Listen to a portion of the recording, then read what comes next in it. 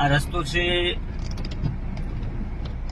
Tharad Deesa highway થી channel Laxmipura વાળો રસ્તો છે અને ત્યાં ચેનલ લક્ષ્મીપુરા હાઈવે જે રસ્તો છે સિંગલ પટ્ટી ત્યાંથી આપ જોઈ રહ્યા છો કેટલું પાણી આવી રહ્યું છે. એ બધું જ પાણી અહીંયા વાવ-થરાદ હાઈવે એટલે દામારામપુરા વાળા હાઈવે છે ત્યાં આવે છે. આપ જોવો છો અહીંયા આવી રહ્યું છે, કેટલું ફાસ્ટ પાણી આવી રહ્યું છે.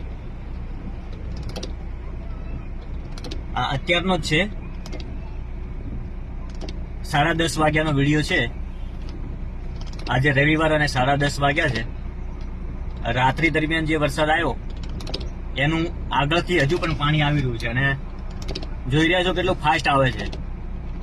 આ સિંગલ પટ્ટી છે ને એ બધું પાણી અહીંયા હાઈવે ઉપર આવે છે ને એટલે જ અહીંયા 1 કિલોમીટર સુધી આજે જઈ રહ્યું છે ને પાણી, આ 1 કિલોમીટર સુધી આવી હાલાકી સર્જાય છે પાણી આગળથી આવવાથી. એટલે આગળથી જે પાણી ખેતરોમાંથી આવે છે એ વિનંતી છે ખેડૂત મિત્રોને કે આપણા ખેતરનું પાણી આપણા ખેતરમાં ગમે તેમ કરીને રોકવા માટે પ્રયાસ કરવો જોઈએ. સોસકુવા બનાવો યા તો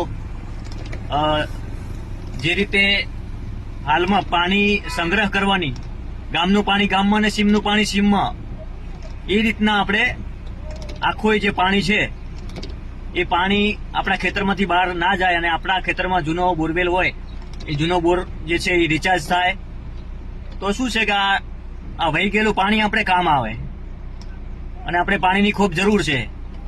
અહીંયા ભલે આવતું પાણી એની જરૂર છે પણ આ ખોટી રીતે વેડફાઈ જાય એની કરતા આપણે કોઈ પણ સિસ્ટમથી આને સંગ્રહ કરવાનો પ્રયાસ કરીએ. કુદરતે આ વખતે ખૂબ જ વરસાદ આપ્યો છે. અમારી બનાસકાંઠાને તો 2 વર્ષનું પાણી પહેલા જ વરસાદે આપી દીધું છે. એટલે મારી વિનંતી છે ખેડૂત મિત્રોને કે આપણા ખેતરમાં પાણી ભરાયા હોય તો આપણા ખેતરમાં જ કઈ રીતે રહે એના માટે આપણે પોતે પ્રયાસો કરવા જોઈએ અને આપણા ખેતરનું પાણી આપણા ખેતરમાં જ રાખવું જોઈએ. બોર રિચાર્જ કરો, સોસકુવા બનાવો, પરંતુ પાણી જમીનમાં ઉતારવાનો પ્રયાસ કરો.